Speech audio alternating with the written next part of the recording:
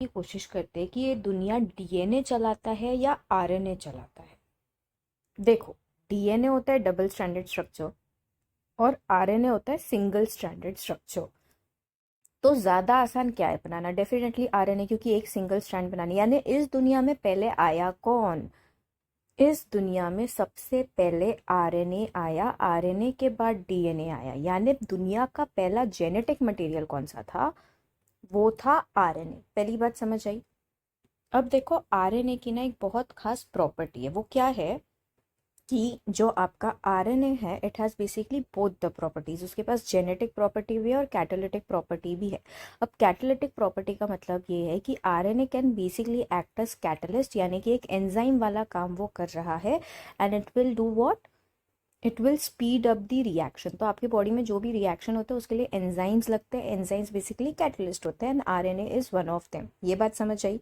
तो definitely DNA replication directly तो नहीं होगा। डीएनए रेप्लिकेशन के लिए भी क्या लगेगा? कोई ना कोई एंजाइम लगेगा, क्योंकि हमारे बॉडी में जो विदाउट कैटलिस्ट हो जाए, यानी अगर दुनिया में आरएनए के पहले डीएनए आता तो डीएनए के पास तो कोई कैटालिटिक प्रॉपर्टी है ही नहीं, तो वो खुद से तो डीएनए रेप्लिकेशन नहीं कर सकता था। लेकिन आरएनए की अगर हम बात करें तो आरएनए जेनेटिक मटेरियल भी बन रहा है, आरएनए कैटालिटिक प्रॉपर्टी भी बता रहा है, यानी वो एंजाइम जैसे भी काम कर रहा है। यानी दुनिया में पहले आरएनए ही आया, आरएनए फिर धीरे धीरे मॉडिफाई हुआ और वो डीएनए बना। क्या ये बात समझ आ रही है? और साथ ही में अगर हम देखें, क्योंकि हमारा जो आरएनए है वो सिंगल स्ट्रैंडेड है, so it is basically more reactive. तो हमेशा अगर आपने एवोल्यूशन पढ़ा है, अगर आपने इन्वायरमेंट को देखा, तो पहले मोर रिएक्टिव थिंग्स कम और फिर वो धीरे धीरे करके स्टेबल बनती है। यानी मैं बेसिकली ये कह सकती हूँ कि आरएनए ने क्या किया? आरएनए बेसिकली इवॉल्व ताकि डीएनए बन पाए। समझ आ रही है बात?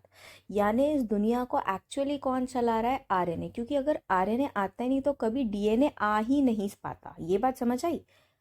And so this world is called as RNA world. क्या अब ये कंडीशन आपके लिए जस्टिफाई हो रही है?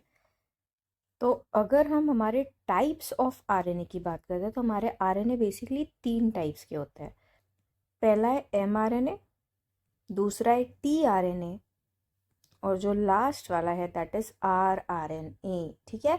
तो ये MTR यहाँ पे मसाला नहीं है, इसको हम डिटेल में बहुत जल्दी हमारे आने वाले सेशन में ज़रूर समझेंगे। ठीक है? So guys, I hope now you understand why this world is run by RNA, why is it called RNA world. So let's meet soon in the next session. Okay?